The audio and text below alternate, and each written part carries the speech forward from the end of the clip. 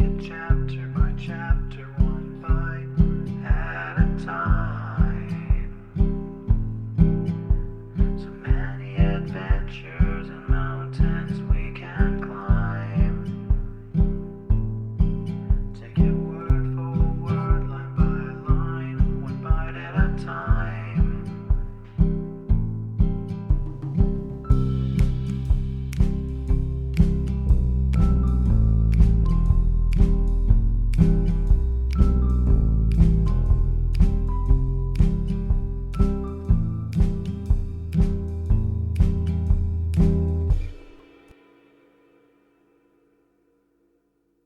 Welcome to Bite at a Time Books, where we read you your favorite classics one bite at a time.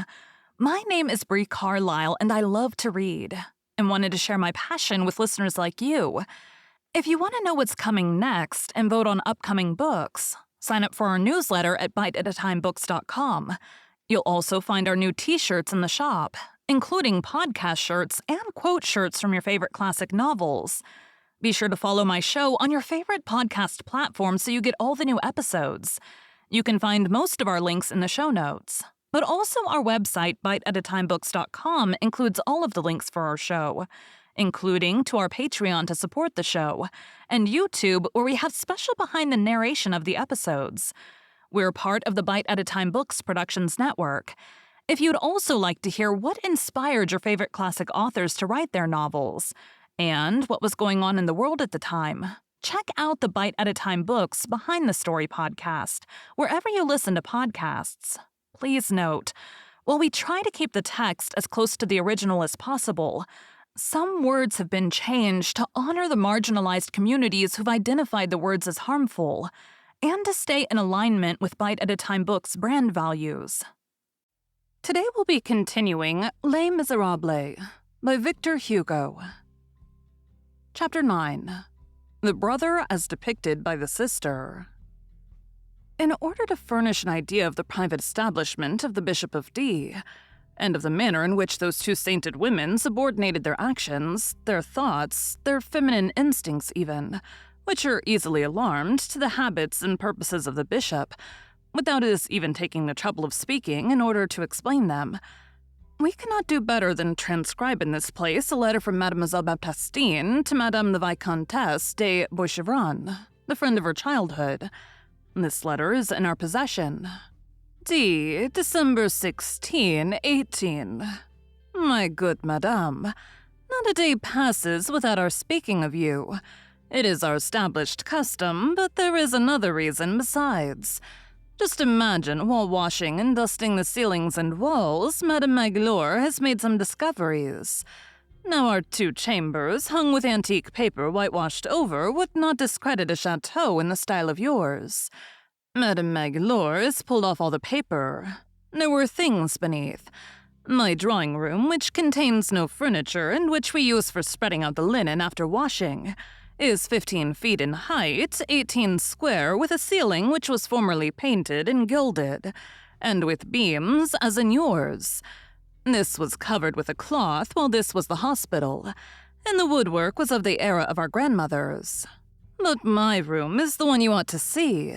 Madame Magliore's discovered, under at least 10 thicknesses of paper pasted on top, some paintings which, without being good, are very tolerable. The subject is Telemachus, being knighted by Minerva in some gardens, the name of which escapes me. In short, where the Roman ladies repaired on one single night. What shall I say to you? I have Romans and Roman ladies. Here occurs an illegible word. In the whole train. Madame Magloire has cleaned it all off. This summer she's going to have some small injuries repaired, and the whole revarnished, and my chamber will be a regular museum. She has also found in a corner of the attic 2 wooden pier tables of ancient fashion. They asked us 2 crowns of 6 francs each to regild them, but it is much better to give the money to the poor, and they are very ugly besides, and I should much prefer a round table of mahogany. I am always very happy. My brother is so good. He gives all he has to the poor and sick. We are very much cramped. The country is trying in the winter, and we really must do something for those who are in need. We are almost comfortably lighted and warmed. You see that these are great treats. My brother has ways of his own. When he talks, he says that a bishop ought to be so. Just imagine the door of our house is never fastened. Whoever chooses to enter finds himself at once in my brother's room. He fears nothing, even at night. That is his sort of bravery, he says. He does not wish me or Madame Magloire feel any fear for him. He exposes himself to all sorts of dangers, and he does not like to have us even seem to notice it. One must know how to understand him. He goes out in the rain, he walks in the water, he travels in winter. He fears neither suspicious roads, nor dangerous encounters, nor night. Last year, he went quite alone into a country of robbers. He would not take us. He was absent for a fortnight. On his return, nothing had happened to him.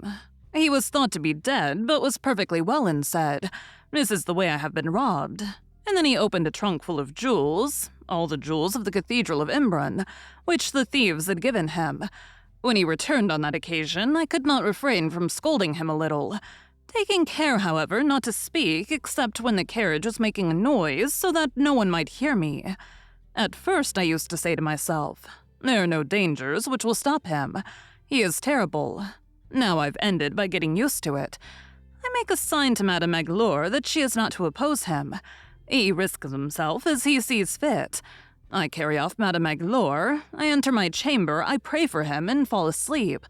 I am at ease because I know that if anything were to happen to him, it would be the end of me. I should go to the good God with my brother and my bishop. It has cost Madame Magloire more trouble than it did me to accustom herself to what she terms his imprudences. But now the habit has been acquired, we pray together, we tremble together, and we fall asleep. If the devil were to enter this house, he would be allowed to do so. After all, what is there for us to fear in this house? There is always someone with us who is stronger than we. The devil may pass through it, but the good God dwells here. This suffices me. My brother is no longer in any need of saying a word to me. I understand him without his speaking, and we abandon ourselves to the care of the Providence. That is the way one has to do with a man who possesses grandeur of soul. I have interrogated my brother with regard to the information which you desire on the subject of the Faux family.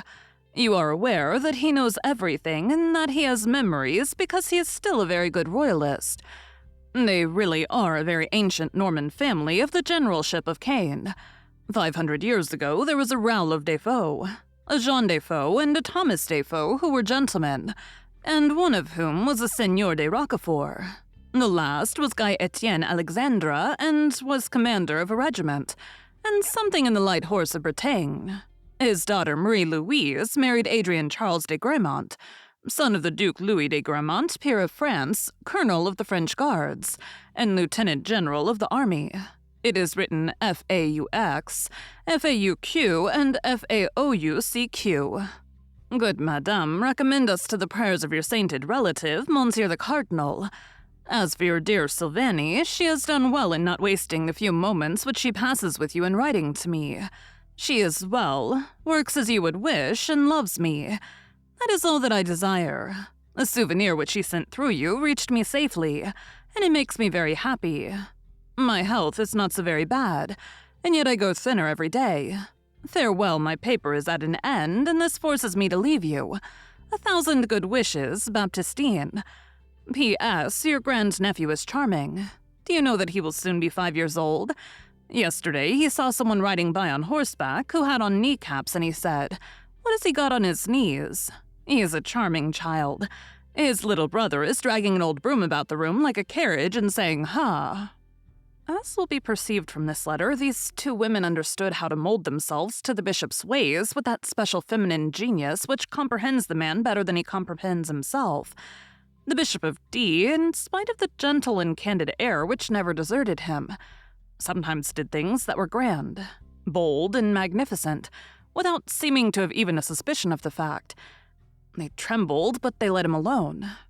Sometimes Madame Magloire essayed a remonstrance in advance, but never at the time nor afterwards. They never interfered with him by so much as a word or sign in any action once entered upon. At certain moments, without his having occasion to mention it, when he was not even conscious of it himself in all probability, So perfect was his simplicity, they vaguely felt that he was acting as a bishop. And then they were nothing more than two shadows in the house. They served him passively. And if obedience consisted in disappearing, they disappeared. They understood, with an admirable delicacy of instinct, that certain cares may be put under constraint. Thus, even when believing him to be in peril, they understood. I will not say his thoughts, but his nature, to such a degree that they no longer watched over him. They confided him to God. Moreover, Baptistine said, as we have just read, that her brother's end would prove her own. Madame Magloire did not say this, but she knew it. Thank you for joining Bite at a Time Books today, while we read a bite of one of your favorite classics. Again, my name is Bree Carlile, and I hope you come back tomorrow for the next bite of Les Miserables. Don't forget to sign up for our newsletter at biteatatimebooks.com and check out the shop. You can check out the show notes or our website, biteatatimebooks.com, for the rest of the links for our show. We'd love to hear from you on social media as well.